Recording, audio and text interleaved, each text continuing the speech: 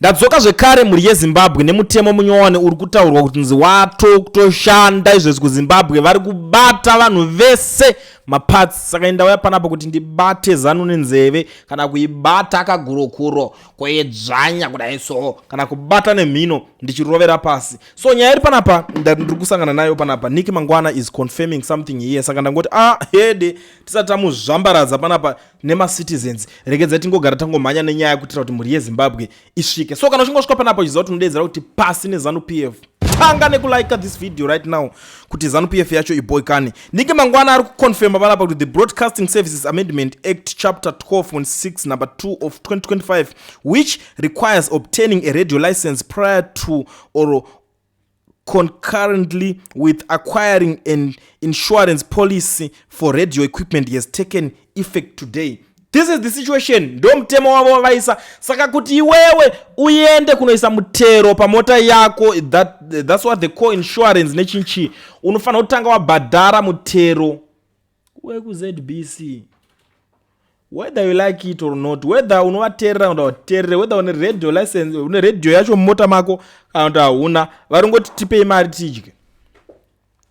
Ndikuziva kuti zvinotsamwisa ende ndikuziva kuti kana uri munhu akakwana kana kuti infact uri munhu ane mota because dzimwe nyaya dzacho ndakazombonzi nemumwe munhu zvine basa rezvo zvinotikanganisa chi ndikati aiwa tanga watenga mota ukatenga mota uchazvinzwisisa. I understand that this dzese news dzatino tikabudisa panapa mumvanhu vese vanobatikana kana vanozoona kuti zviri kuaffecta papi asi kune zvine malevels. Kune dzimwe dzekuti iwe uri pedestrian dzinokuzvambaradza uri ikoko. Kune dzimwe dzekuti uri munhu webetting waudzwa kuti takutoda 10% dzinokuzvambaradza uri ikoko. But kune someone asingatambe betting anokudzwa kuti hazvina problem. But iwe uri munhu webetting unototi aiwa zvekutondibata-bata because vapinda kufield yangu. But iko zvine zvinhu ndingoti ZANU PF iri kubata-bata munhu wese. Saka panobata-bata vemota please mumbomirai kuti saka zvine basa rei because ndikuziva kuti majority yezhinji mukutadza dzaafoda chete but meme chitodzida. Anditi. So it's something. Even if you are murakashi, even ukataka kutengerwa nachivhayo, time will come. Aramba chizokupa mari yekuisa mutero, aramba chizokupa mari yekuisa radio license. Your time will come, your day will come. Yekuti uchange wakubhadhara mari, but uchiziva kuti vakakudzvanya, vakakubata kuti chi? Panapa. Vanobata panorwadza manje vanhu vacho. Kana kuti vanoita kukubata kola, kukubata nenhingirikini. Saka patete tichiti ngavasumudzwe nenzeve tinenge tichitorevesa but zvatopo ndo zvandingadiya mana ini nangu amen. But let's watch the space. Regeza timboona maZimbabweans, a lot of people complaining about this issue. To be very honest with you guys, a lot of people are complaining nyaya iyoyi. A lot of Zimbabweans are not even happy nezvinhu zvatiri kuona zviri kuitika. So first thing first, ndikuona mumwe ari kuti ayo mari iri kutopinda muhomwe mezvigananda. Yes, that's it. I think it helps. Umwe kuti announcing such bad policies you should leave to the likes Derek, as the saying goes, mutumwa hana mponje. This one of the most unprogressive laws in Zimbabwe said to see our misery being manufactured in the parliament of Zimbabwe with no opposition. I know with no opposition anya opposition iri kurwadza. It's something jekuti ndakataurira vanhu vakawanda ndikati paipa fana kuti kwa something paipa pakunzi mwakasvika achiti ndakuti haijega ndakuti kola vanhu veZimbabwe makanyebedzera kunyarara muchida kuita peace isina nebasa rese but zvakuti costa now iwo kana une mota ikoko kana ukasiya chabangu achiita zvinhu zviya amen uchazondiudzawo kuti wakufila sei ikoko bozi ndakambokuudzai makati kurwadziwa nei zvakandirwadza ipapo. I think zvakwanisa kusvika kwamuri bozi kana dai tine opposition yekuti yakakwana iri muparliament iko zvinezvi vanongosvika vachioposa chinhu ichocho vototi hachisi kukwanisa kuitwa. But now ZANU PF yakuita zvese zvinoda because in parliament vane 2/3 majority vakuita zvese zvavanoda. Ndo maside effects ezvinhu ekuti hatina opposition muZimbabwe. Ndo maside effects acho ekuti chabangu akati gura kunorira muZimbabwe. Amene kuti tichaita sei but zviri kundirwadza most of the times nyaya dzeZimbabwe unapa ndodzinzwa ndosvika pakutochema because it's something chekuti chinotirwadza tichaita sei vana vedu tichavasira chi vana vedu but it's okay guys zvinowanika because noona zvimwe zvinhu tichitaura nyika ichiomeswa ichita sei. It's like varungu takatoti ngavadzingwa nditi varungu takati ngavadzingwe nditi tati varungu vadzingwe because vari kuomesa zvinhu munyika nditi izvo. So life ingamba ichingoomeswa chicha munosara munacho muchiita ikoko chicha munosara chinobatika chino alright legacy yamuchasira vana venyu ndeipi iko zvinezvi? We are here today, our parents fought for us kuti alright, murungu uri kutikanganisa, murungu uri kuti ningirigena zvese zvamari kuchiitira varungu kwandiri, vana muri kukanganisa future vana vedu, but this is where we are.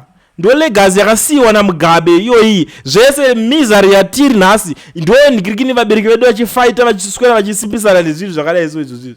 Toti tiri kuenda kupi? Right.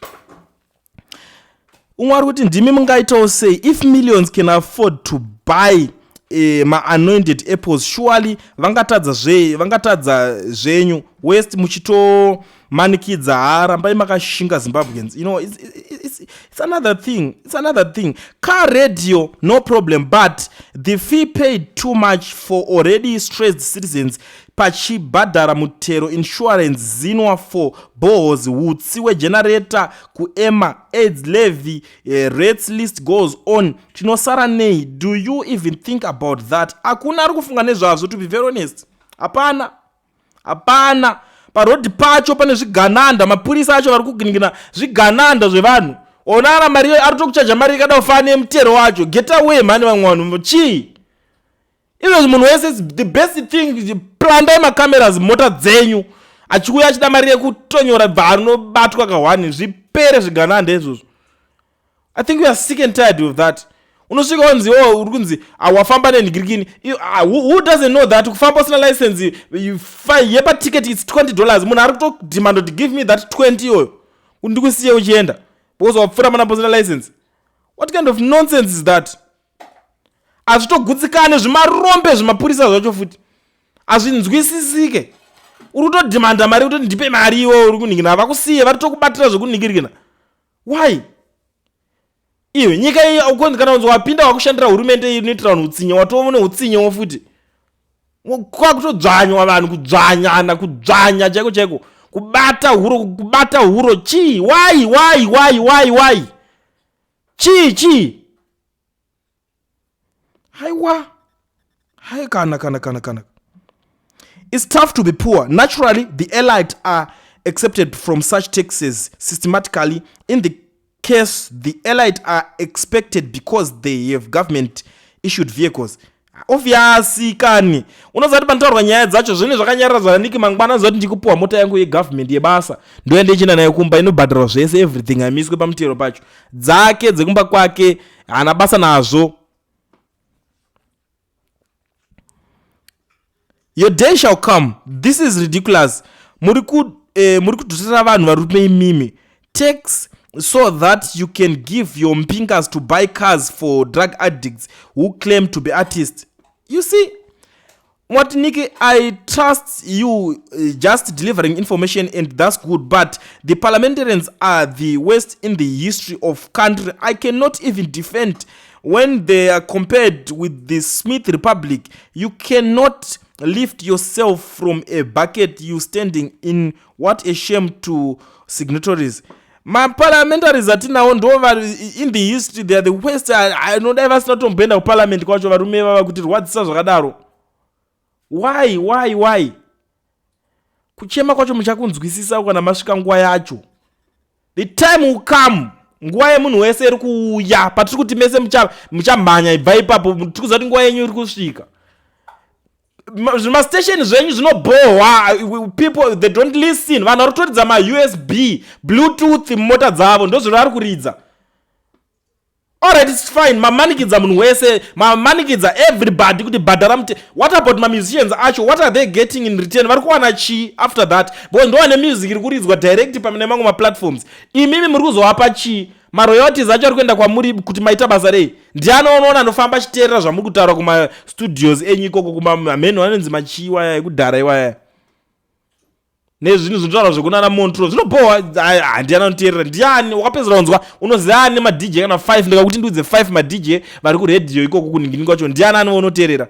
But rungonzi mutero bhadhara kuti ma-DJ izvo zvirambe zvichibhadhara. Why? Because ma-DJ vari kuti kana vari pachirongwa vari kuti vamunangagwa vari kugadzira marodhi, vamunangagwa vari kuita zvakanaka, vamunangagwa vision 2030 yavo vari kuti zvakati obva vatonzi vari kuita basa rakanaka. Saka make a plan kuti vawedzerwe mari panyika, vawedzerwe mari varambe vachitambira.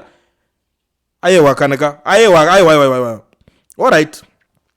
umwe kuti don't worry the people in Zimbabwe behave themselves. They are so afraid of the security forces. Even if you double it, they will still pay. All the brave men left, so you are dealing with the cowards only. I don't believe zvangu zvese zvekuzoti vanhu vese vakasara macowards nchi. Because nyaya iyo iri kutotirwadza inototibata nyaya izvi zvinenge zvichiitika. To be very honest. But anyway, muri Zimbabwe inini handisi kuramba ndichitaura zvakawanda because nyaya iri kundirwadza because ini ndinozopedzana ndakutaura zvinhu zvisizvo. Daumbogumira panapa. But kana pane munhu ari muSouth Africa ari kushura kuregisterwa company obvavhurwa FNB business account asina work permit kana start permit, education research is the way to go. Bata Owen uyo ane namba dzendaisa pa screen ari kuregister company okuvhurira FNB business account. He is the only one anokwanisa kuitira zvinhu izvozvo vamwe vese vachiri kudzidzira musavatedzere. Contact Owen on the numbers that are showing on the screen. Zvekuti hauna work permit, start permit, nyaya dzekudhara usavhairira unza una bank account muSouth Africa ione passport mukore uno. Tora namba idzodzedze. Kungotora namba idzodzo ungoti ndabva kwa client kana ngoti ndiri kudawo kuregisterwa, ndiri kudawo bank account yangu, ndiri kudawo chakati changu. Owen anokuitira plan izvezvo. Contact him. Ndatopedza nemi.